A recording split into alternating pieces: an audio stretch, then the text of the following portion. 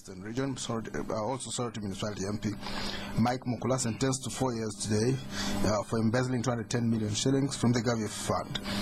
NRM chairman of the NRM Entrepreneurs League, Hassan Basajabaraba, also arraigned in court, spent 2 nights in jail over fraudulent charges of fraud. He was granted 60 million shillings, forgery actually. He was granted a cash bail of 60 million shillings today so he could go home to his family. We'll also talk about the standoff between Parliament and the Executive. Yesterday, Speaker Rebecca Kadaga said he would not recall the House. Some people have said it was unconstitutional. He really had no choice after the signatures were gathered, saying MPs have no right to recall their signatures when they've signed on. We'll talk about that. We have the experts here to tell us the interpretations. Our guest, Mr. Asuman Basilirwa, President of the Justice Forum, Party-JEEMA. He's a lawyer, former Guild President Makerere. You most welcome Mr. Asuman Basilirwa. Thank you very much and good evening to all our listeners. Your Excellency, the President of that party. Dr. Bainomugisha, Head of the Peace and Security Program at ACODE, also lecturer of the same course at Makerere University. You are most welcome, Dr. Bainomugisha. Thank you, Edmond, and good evening, listeners and viewers. Also joined by Mr. Morrison Rwakakamba, Chief Executive Officer, Agency for Transformation. You most welcome, Mr. Rwakakamba. Thank you, Edmond, and good evening, dear listeners and viewers. Mr. Opiyo, another lawyer with us tonight. He's a legal consultant at AKIJUL, also a commentator on social and political affairs. You're most welcome, Mr. Nicholas. You say it as though you have problems with lawyers being around you. But thank you very much. Good evening, Edmond. And lawyers are good men to have around you. Fellow panelists and listeners. Just like a policeman, you're guaranteed of security. You're assured of security, rightly or wrong. Dr. Bainomugisha, what do you think was the real main outcome of the NRM retreat? To be honest, I'm still studying the outcome of the retreat, but one can actually comment on some of the preliminary outcomes. First, of course, is the internal cohesion of the NRM, because one of the issues at hand was the rebel MPs or the errant MPs within the party. So we saw like the party was actually, there was like an internal implosion within the party, and there was lack of cohesion. And I think one of the objectives was to be able to build that internal discipline, internal cohesion of the party, so that the government, the ruling party, can govern very well. So I think that may have been achieved partially, because of course we've seen the statements of some of the so-called rebel MPs. They seem not to have given in, but at least I think to the extent that they're going to appear before the disciplinary committee and others, maybe that could be, we may see internal cohesion. But of course the challenge with that, I have argued here before, that building discipline sometimes requires building internal party structures, institutions that are followed. So I've argued that without internal democracy, strong internal democratic institutions and culture within a party, you may not be able to get that kind of cohesion. I think the other thing, of course, is the ruling party reviewing its manifesto and its commitment to the citizens of this country. When the president was elected, he made a commitment in the manifesto, and I think the party has been able to review its performance so far, and to commit itself to, and again to also refocus itself. And we can see the president is talking about industrialization as a way forward. So to that extent, yes, but I think also one of the things that could have been achieved in Chankwanzi is the ruling party or the government was able to forestall or to stop the recall of parliament. I think that was very critical, and perhaps the unspoken objective of the retreat in Chankwanzi, and that yesterday the speaker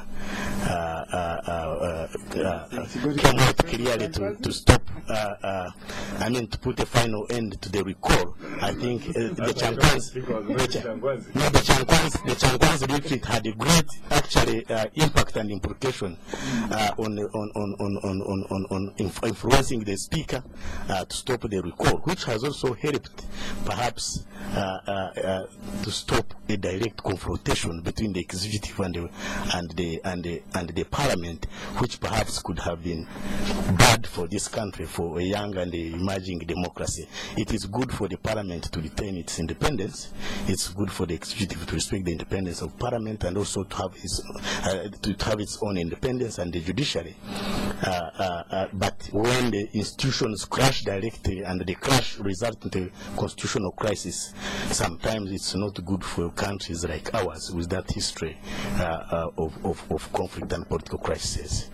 Asuman, Basilirwa, do you think they got something out of Chankwanzi, and was it worth it? Well, first of all, I want to congratulate them, because you see the culture of retreating. We held ours about a month ago in Ntinda.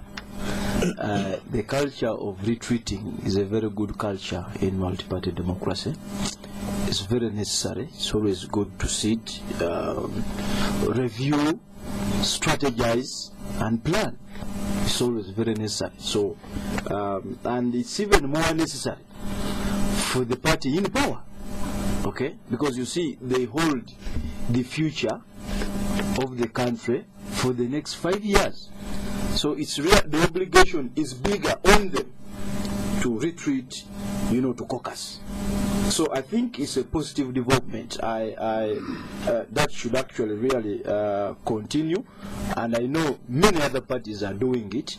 The difference is that when it comes to the party in power, sometimes it attracts extensive media attention, but there's nothing new about it. Number two, the balance sheet. This is not the first time the NRM is retreating. Retreats have been held before. Even when it was still a system, they used to hold retreats. Even when it metamorphosed into a political party, they have been holding retreats. Now, what is the balance sheet? Can they come out and explain to the public that in the last retreat we had 12 resolutions, for example? There are 21 actually in the last one. Yes. Out of those, we managed to achieve this number. The rest we couldn't achieve because of X, Y, and Z. And what makes every retreat unique from the other? Otherwise, it will really begin being obvious, okay? And I think as a country, and whenever they retreat, there are implications to the country, monetary and otherwise. Because there are people who go there and they are facilitated by state resources. For example, the president, the ministers, technocrats who are taken to facilitate from ministries. So as a country, we need to know the benefits. There should be a cost-benefit analysis.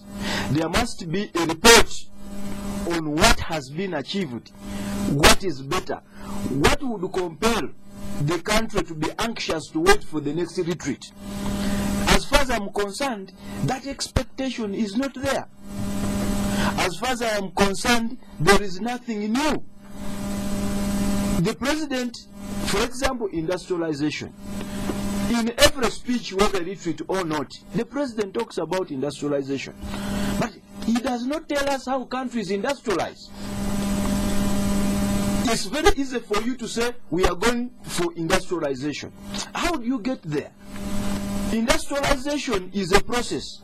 Now, what are some of the mechanisms that have been put in place to ensure that you achieve industrialization? The other day I was in Malaysia, and I was looking at their infrastructure, very good roads, and I was asking these guys in Malaysia, I was asking them that I think you guys have some of the best engineers in this part of the world. They said no. People who are making these roads are people who are only equipped with vocational skills.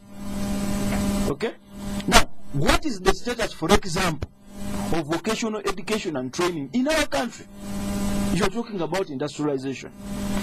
The guys who are repairing vehicles around town, most of them cannot even write their names. They go to garages, they become apprentices, and become experts. Those who are making beds. Now, Who is there to help them develop their skills? What programs and policies are in place to help them? So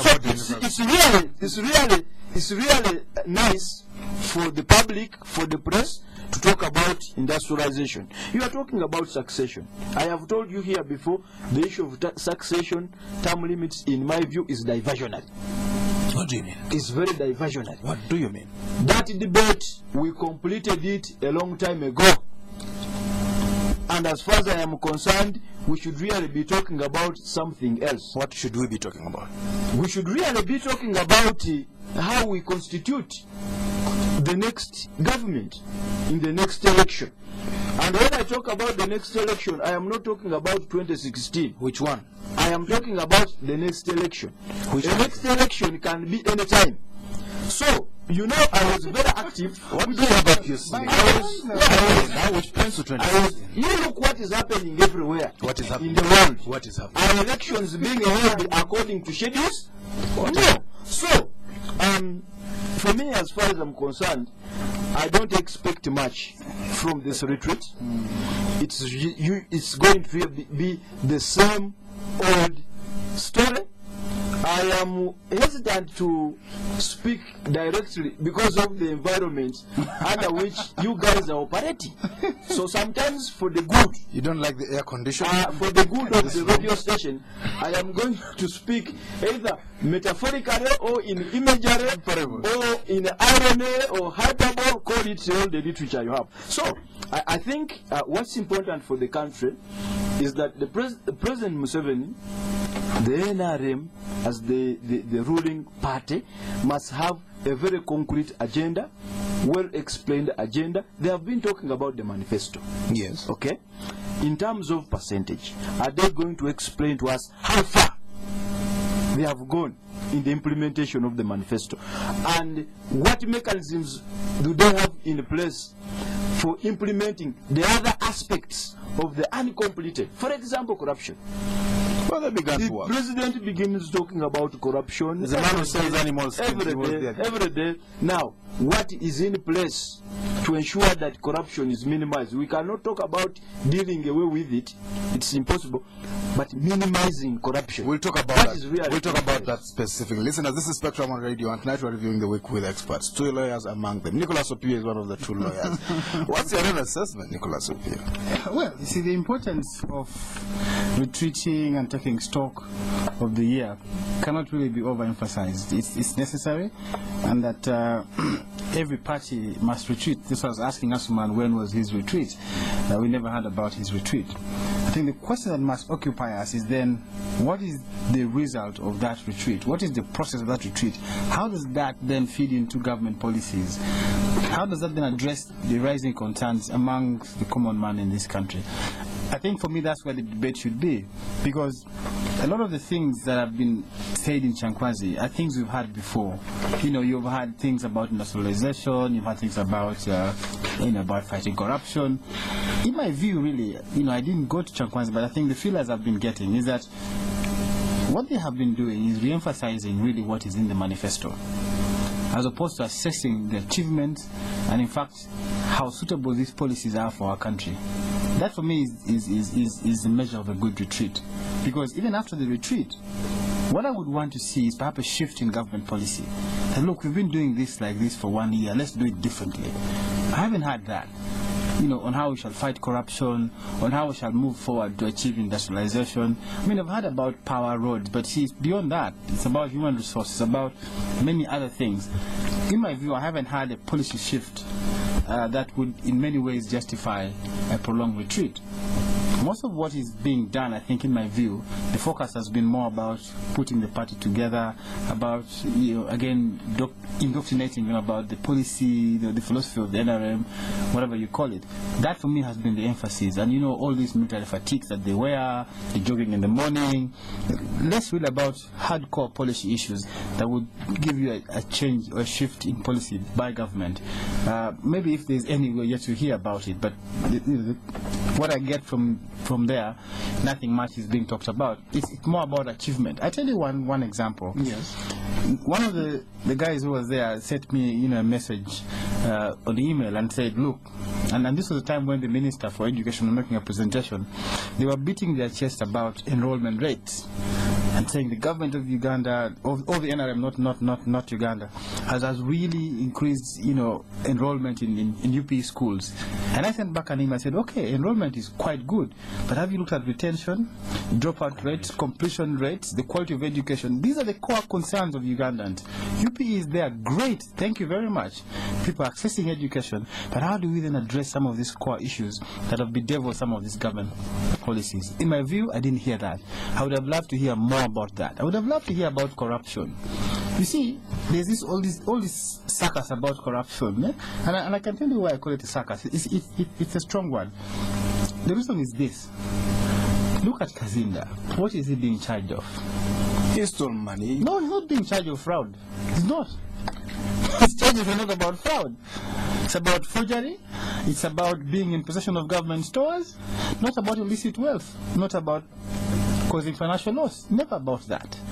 Look at what is happening to the Mike Mukula case.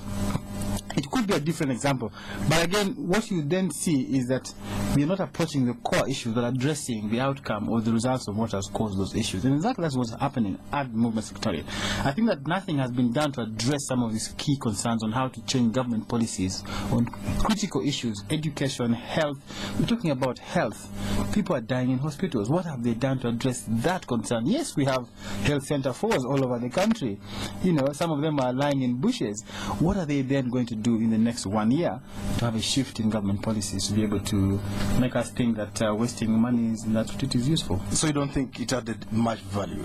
It did have value to the NRM as a party, but I think less to the country really. In my view, what could have benefited the country more is more than just the cohesion in the NRM that Arthur talked about, but rather about the hardcore policy issues, the hardcore policy change of direction, which we haven't seen. Morrison, Rwakakamba, you come from the NRM party. Was that caucus a useful thing, or might you have been doing other things? Everybody here on this platform do really believe that focusing and reflecting and getting back is very important. And what is it that the NRM party has achieved? Well, you see, NRM party is the one in power. And you cannot move a country forward if there is no shared understanding on the objectives, on the strategies, on the policies, on how to take the country forward. So it was very important to reconvene and reflect on what the NRM party promised Ugandans in the last elections and see how far have we moved. Where have we had the pitfalls? How do we change course and make sure that where we have weaknesses, we straighten them up and such that the country benefits. And as you know, the key questions that citizens of Uganda asked President Museveni as a presidential candidate was about real service delivery, whether it is agriculture, on education, on health services. People were concerned about service delivery. And finding a solution to really improve service delivery related issues remains a key question. Even other political parties and other actors, there seems to be no clear, no clear strategy coming from anywhere else on how do we fix, the service delivery problems. You see, the president of JEEMA, my friend Asuman, talked about industrialization and said that really the retreat didn't say anything about that was new. But I think the president has been clear on the drivers of industrialization.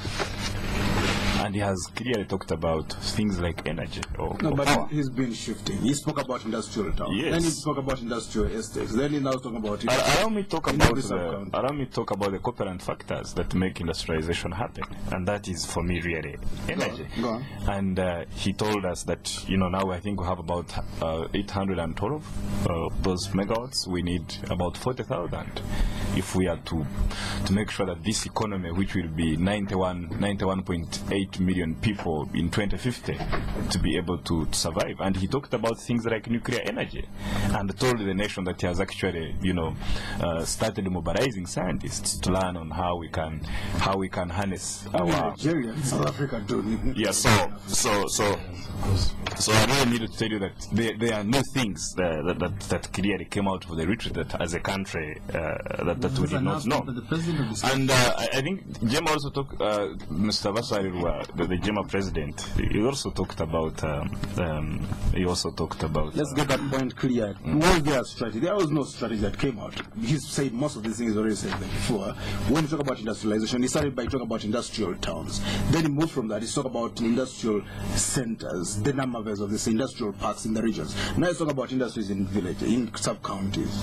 Yeah, that's a shift of policy. No, you see, is that a strategy? Yeah, and you also need to look at things like road electrification that have been taking place. And as we know, that most areas, if you're talking about these small industries, and if you're talking about value addition, farmers who can add value, if they can, the key cooperant factor remains electricity and energy, if they want to dry their products and do that. And you can see there has been a move really in the coverage by the rural electrification. We may not have achieved 100%, if you ask me, but I think we need to look at the journey that we are taking. UPE, yes, enrollment itself is not enough. That one I do agree.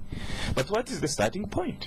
You see, if you want to change education structure, if you want to increase literacy rates, people must see the blackboard. People must get into schools. But the most important thing, if they get into school, do they actually learn? And most studies show that proficiency in language and numeracy, some of those skills we are not yet at par. Much as compared to Kenya and Tanzania, there are still problems in that. And really, for me, the first step was to get these kids into school, and the next step, which I think NRM has really been looking at, is to make sure that if these kids get into school, they actually acquire the skills. So I think it's really going to be very important. The president talked about the directives he made that we are not aware about on health, you see, and talked about stopping, people going to India for this heart surgery X, and to make sure that as a country we have all this equipment that we need. And really, for me, he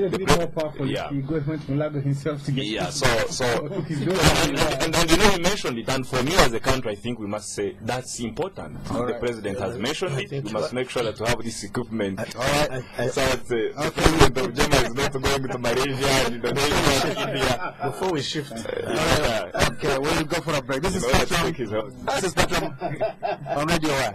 We're going for a break. We'll be back to stay tuned. Uganda Communications Commission is currently conducting nationwide mandatory SIM card registration. Register your SIM card in a few easy steps. Visit your telecom operator's customer care center or any other designated registration center and provide your phone number, a copy of a valid ID or any other valid ID with accompanying photograph such as a passport, driver's permit, voter's card, or a letter from your LC. Information on your physical address or residence will also be required. SIM card registration protects mobile phone users from incidences of fraud, incitement, terrorism, and hate messages, among others. Please note that SIM card registration is mandatory, and those who fail to register risk having their SIM cards deactivated. The registration deadline is 1st March 2013. All information shall remain confidential. Let's make communication safe. Register your SIM card today.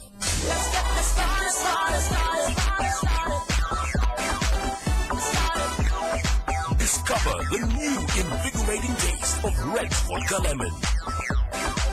Red Vodka Lemon. Reinvent the night. Not for sale to persons under 18.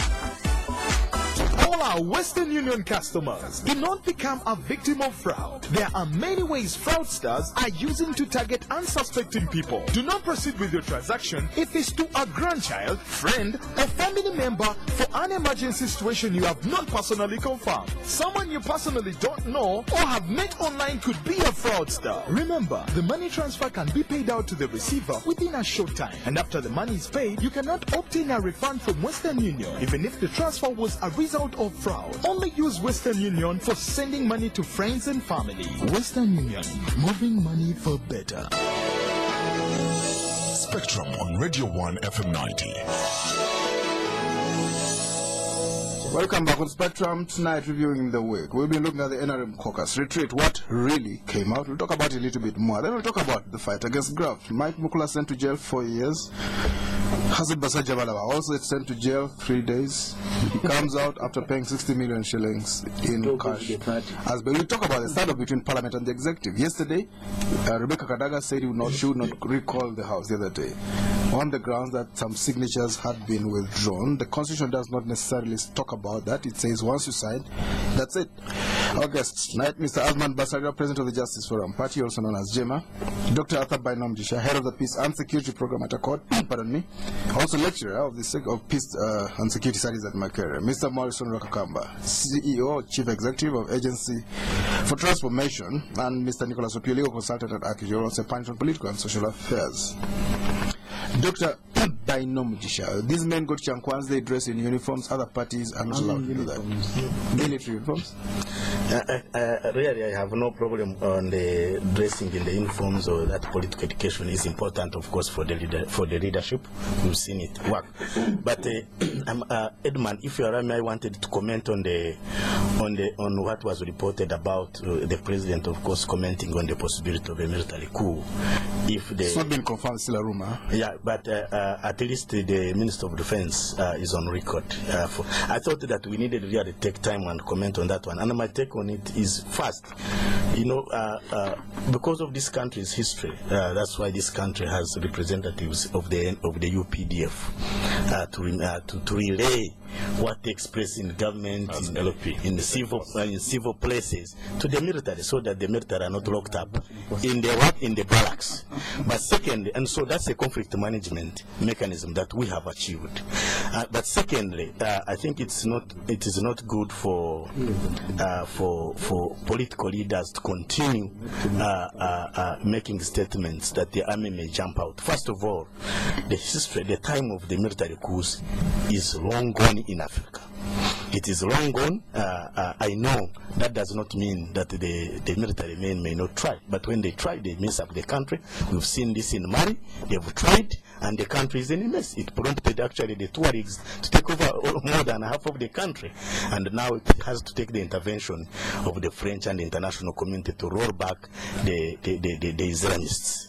But secondly, here in Africa, we've seen in the 1960s, the military trooped out of the barracks and took over governments and messed Africa, and actually caused what we can call the lost decades of Africa from 60 to almost 1990s, because the military, of course, is not trained. It doesn't mean that it's trained, but it's the most organized institution, but they are not trained in the art and science of governing the state. Although, of course, in our case, we have a very trained and educated army, but these are professionals, and over time, of course, the credit to the government, President Museveni, for professionalizing this army. So I think we should not now we should not be talking about or even fearing, because the formula has been created of how the military becomes productive, promoting civil military relations. But to continue making statements that if the MPs fight or disagree in the parliament, the army will prompt out, I think is misleading, because we embraced democracy. Democracy is deliberative. Democracy is negotiation, is disagreement, is consensus. So what we see in the parliament, even this is, standoff between the executive and the parliament, is what takes place in all democracies. It's a climax. It's a climax, and it's part. It's not something someone give us something on us. No. It's a culture of democracy, and this is going to continue. So when we see it, it should not be a precursor or a precondition for any military man to dash out that is going to sort out. Actually, we mess up this country, and I think we need our politicians should be moving, projecting this country to a situation that actually military subjected themselves to civil leadership. Nicholas Opiyo, is there other places? Let's look at the globally. Are codes still in fashion? Do they still work? First, I think the spokesperson for the NRM party, Anita, in her state, denied that the president made those statements. That's why we say it's still a rumor. The only person who has made those statements, not once, twice, is the Minister for Defense. And you see, that shouldn't surprise you. And this is why, when you have all these party people going before the president, each one of them wants to speak and not do the other. You know, and in some instances, really speak out of context. I think that this idea is as dwarf as the man who made them. It is as dwarf as the man who made them. Really, literally speaking, these ideas have no place in modern democracies. You know, look across Africa, even countries where you've had coups. What is now happening in Madagascar is the guy who took over power by force. He's been forced not to stand for elections hardly a few years. So they're going out of vogue. It's completely even stolen elections. How about stolen elections? Because well, we see elections. Even in the US, people see elections. But you know, military coup. You see, the president's undoing has been that he sits there and rubs his hands and smiles. He doesn't condemn some of these issues. If the president really didn't make this statement, I think he has to come out very clearly and condemn this as having no place in our democracy. Because you see, these statements actually instill fear in people, instill fear in our MPs, and that I think is the intention of making those statements. I don't think President Museveni deep down his heart thinks that the military can do a coup in this country. Let's hear from someone from the NRM. One statement. Do you think the president still would be happy if the army took over? God forbid. Absolutely no. The president of Uganda is the commander-in-chief, so he cannot actually overthrow himself. And he hates school. And he hates schools. Absolutely, he hates school, and he fought, and he has been, you know, he tries. He absolutely is about ensuring constitutional. We need to move. No, he absolutely will. And you see, what Crispus Chonga says, that was his personal view. It was not representative of the institution of the UPDF. All right. The UPDF has a spokesman. We all know the spokesman. So that was a caution, and it was yeah. So no, it was his personal view. Mispressed. It's mispressed. All right. The UPDF respects the constitution, and they can never take it over.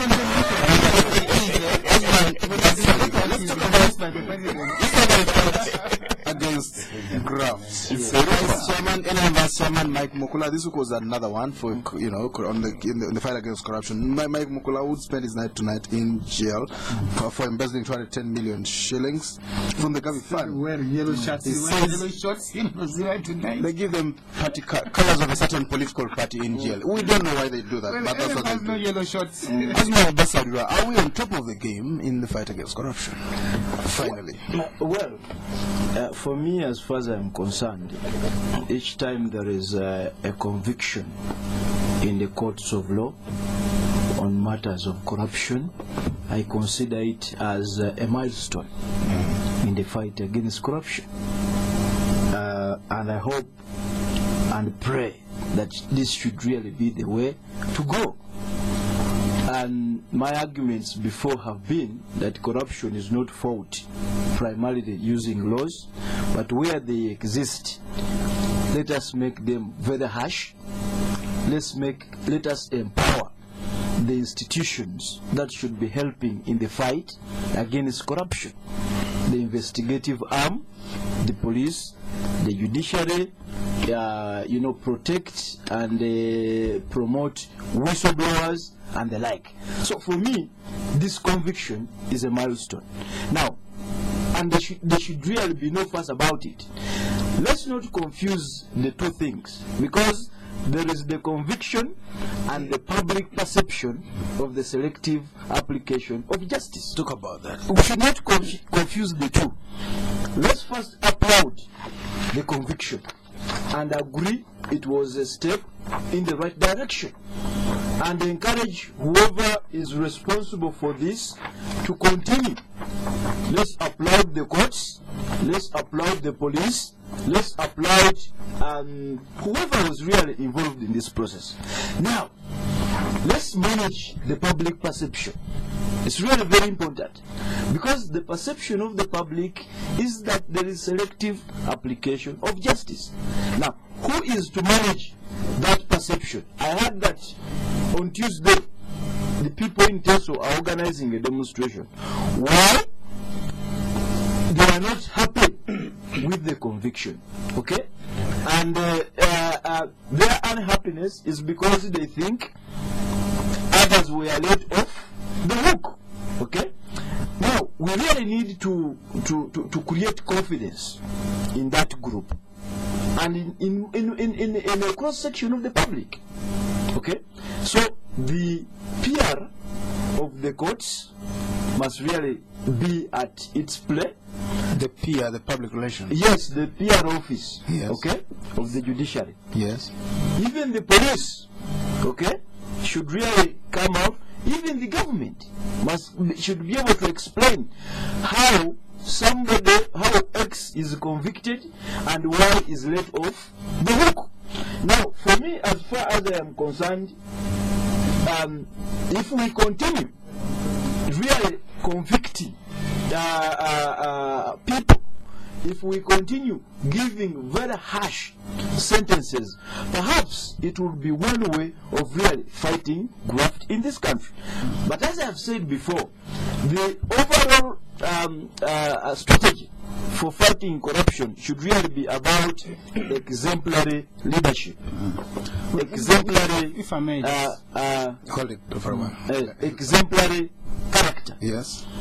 I have told you here before that we have some of the best anti-graft laws, yes, in the region, even on the globe. But in practice, they don't catch the fish. That's one. But two, because we don't, our leaders really don't live exemplary lives. Let's move and forward. I think that's where the problem is. All right, we'll move forward. So I think we should really be moving forward and calling upon whoever is responsible to come and manage, modify the public perception. All right. We have to move forward. Yes, the Honorable Mike Mukula is my friend. You know, the other day I was telling him my cargo got a mechanical problem in Jinja, and I met him there and we talked, and he almost offered me a lift.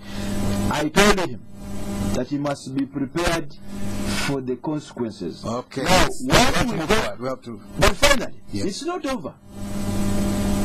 He has options of appealing. I don't want us to get excited at this level. Anything can happen. Let's move forward. There was a man who deals in hides and skins. He had been playing hide and seek. Eventually they got him, and some people thought he was untouchable. Nicholas Opiyo. You see, the trouble is that if you then take this as events and discuss them as individual cases, you lose focus. And I think that has been the tendency. There's a beautiful campaign going on now called the Black Monday campaign. Yes. You know, these are ordinary Ugandans. You think that's an outcome? Well, just make this point. Ordinary Ugandans have gone out to try and drum up the campaign against what you glorify as corruption. I think it is just theft. These are simple stealing, thieves. You know, you call it embezzlement, corruption. These are thieves of grand scale, really. You know, and we should call them as such. So this campaign simply seeks to raise awareness within the community. I think that the solution for fighting corruption lies not just only in the courts of law or in passing good laws, having good institutions. I think what we need to then begin to drum up is the demand side, the people in the villages. In fact, I think that if my grandmother, who is in the village, can relate the lack of drugs in hospitals in her sub-county, if she can relate the collapsing roof in a classroom over her child's head in the village to the grand theft in Kampala here in ministries, then we'll make ground and begin to isolate these guys who steal money. For as long as we don't do that, have your laws, I had a whole judge of the court complaining, Justice Katutsi, about selective prosecution. Before he retired. The guy who actually came after him now did the same thing, you know. So it shows you that the courts alone in themselves and of themselves may not be, you know, the ultimate solution for corruption. We've got to begin to mobilize our people to fight corruption, right from, you know, you see, people who gather for funerals, for marriages, weddings, don't steal money is put together, because everybody is concerned, everybody is looking over that money and saying, look, you know, you can't steal it. We must begin to have the same concern and interest in government funds. Morrison. Because it's our money. Well, yeah, we discussed this issue of corruption some time back, and we think that there is a moral malady across board. It's not even people in government, it's actually everywhere.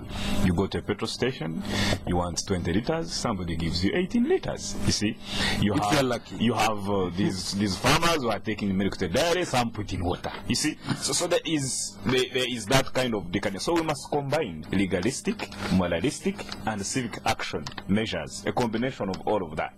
But last time I talked about information. If you release money going to primary schools, going to centers, let people know, such that they can demand for officials to make sure that the goodies are delivered. If you send goats for NADS in northern Uganda, let people be aware. And if you deliver a few goats, then people should demand.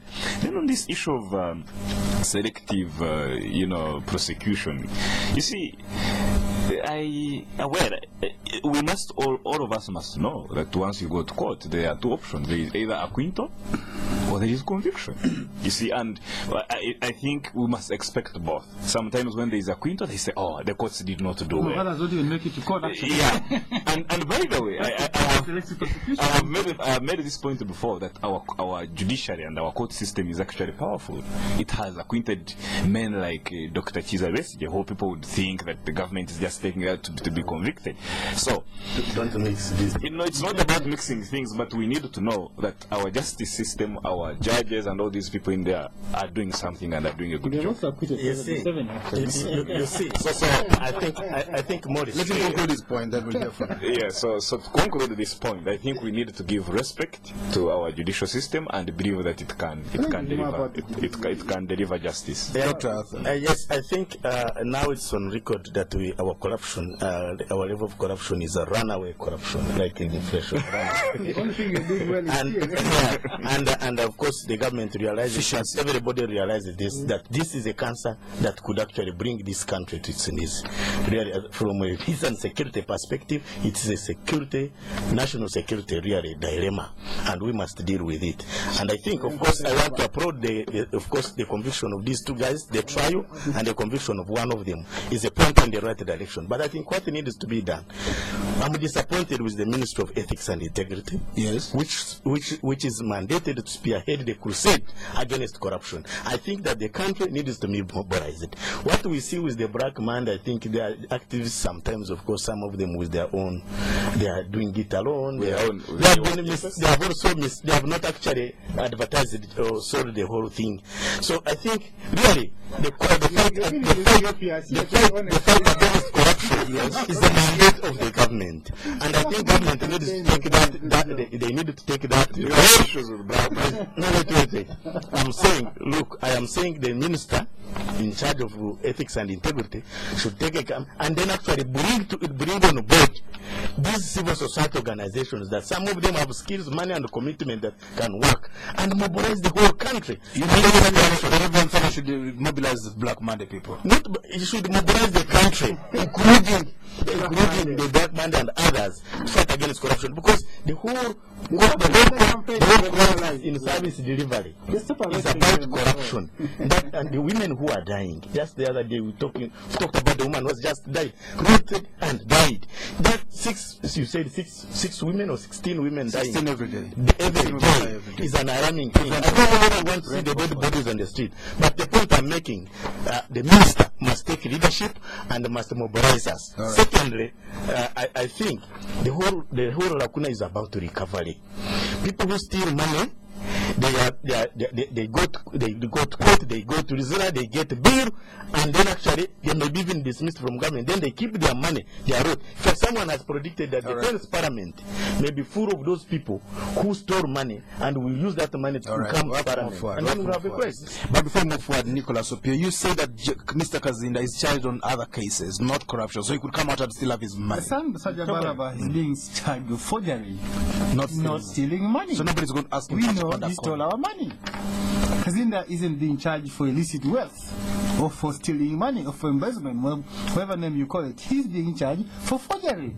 Simple forgery. Let's move forward. We don't have a sink in this place. Asuman Basilirwa wants to discuss this, then you want to claim this role. Asuman Basilirwa. Let's talk about the standoff between Parliament and the Executive. Rebecca Kadaga, Speaker of the Uganda House, says she cannot recall Parliament because the signatures are not enough. They withdrew signatures. A precedent was set in the 6th Parliament when Speaker the late Rwakakamba refused to call Parliament. 17 people cancelled their signatures. Was Rebecca Kadaga acting out of a good conscience, and was she above the board? First of all, I don't want to call it a precedent. You can only call it a practice, because a precedent, by both connotative and denotative meaning, is binding. So it was a practice. Now, as Ugandans, as lawyers, politicians, commentators, we can only express personal opinions on the constitutionality of the action of the Right Honourable Speaker. We can only express opinions. The final authority in this matter would be the Constitutional Court, as provided for in Article 137 of the Constitution. Now, if you asked for my view, that as far as I'm concerned, I as Basilirwa, whom somebody described here as a crappy lawyer, okay? Yes, I think the decision of the Speaker, in my view, is wanting in many respects. Article 95, Clause 5, has two limbs. The first limb is optional. The second limb is mandatory. Go on. Now, the optional aspect is about the decision of the MPs to recall the House. Once they have satisfied the requirements for the recall, we go to the second limb, which is mandatory. That's why the clause is couched in mandatory terms, shall.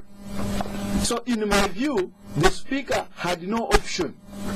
Now, if she had issues with the withdrawal, okay, or forgery, as it were, it is those complaining who would have sought redress from the courts of law, right, not the other way around. Right. Now, even if she was to argue that people have a right to recall their signature. Do you agree with forgery as Parliament? I don't, and that's the point I'm going to.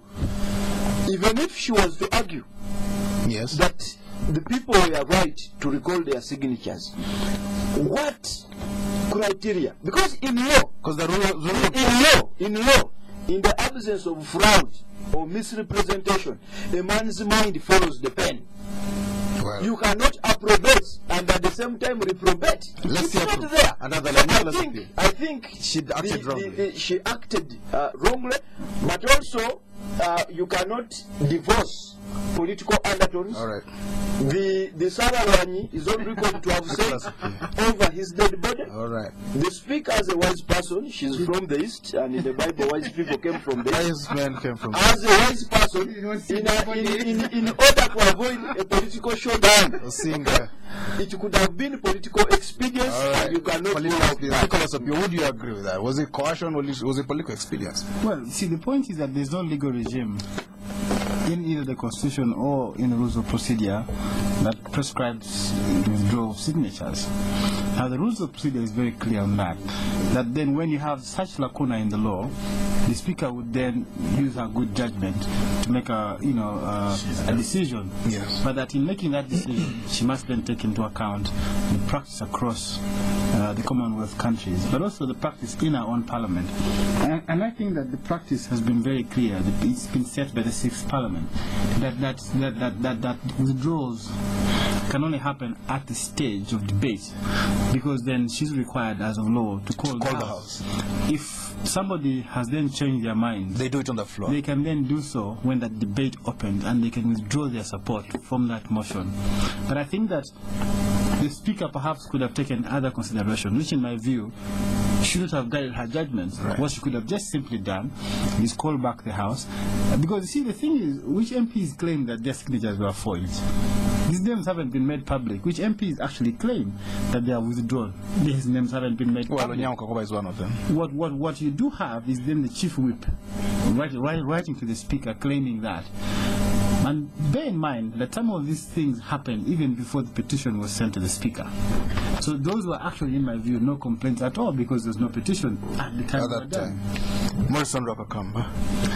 You see, if you have a right to enter a contract, you should also have a right to get out of contract. You see? Speaking like an NRM. No, not really. I mean, it's being an NRM is not a bad thing. It's a good thing. But let me tell you, the speaker has, she's independent, and Asuman Basilirwa talked about requirements, and she was clear that the requirements for record were not satisfied. One, she believes there was forgery. And secondly, she wanted to offer right to those who wanted to withdraw. She didn't mention forgery. So no. In a letter. Well, for me, I said the letter. You mean there was forgery of signatures, you see, and then she mentioned. You in the NRM noticed. So I want to. She used her wisdom that the requirements were not, satisfied, and she couldn't do the. I see Dr. Whenever she rules in favor of certain section, they are quick to really applaud her and say she's very good, she's a very good speaker. When she rules, against their interest, they're like, now the speaker is wrong, she has been bold. Right. We need to be fair. We need to be fair to the honorable speaker. This motion of yes, we know your capacity. We know you always very capacity. What's your reading? Yes, the specific past which actually indicated the other time I was here. First, I looked at the political history of this country, and I knew that the spirit and the record of the recall was actually headed to a collision path between the executive and the parliament. And I think this was not good for our growth of democracy. But while, and I think the speaker, in my view, of course, the law, legally she may be right or wrong, but I think politically she's made a correct political judgment. But there has been some victory in terms of democratic growth. One, that we've seen the government, the parliament exactly the same.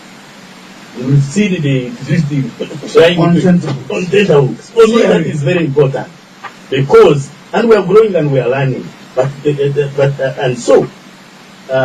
Something also happened here for those actually that withdrew their signatures, and I think they need to be exposed because we also need to focus on a truth area, and we need that transparency and openness so that people can put them to question when they go back because you can sign. I saw an old man, I think around 70s, saying that he signed, but now he has decided to withdraw. Then I said, yeah, what? This man had small value. But the whole point, the point is that we have averted the crisis.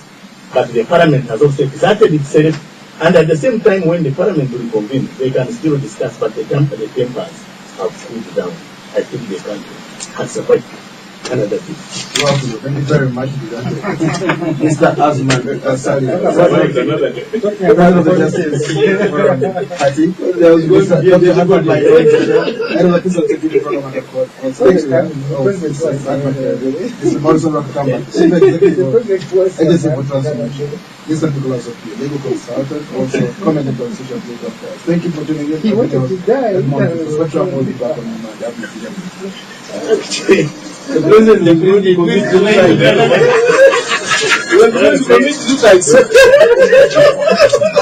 The views expressed on this show are not necessarily those of this radio station or its management.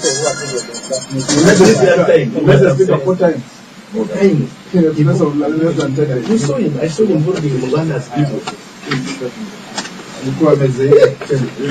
Listen to this guy.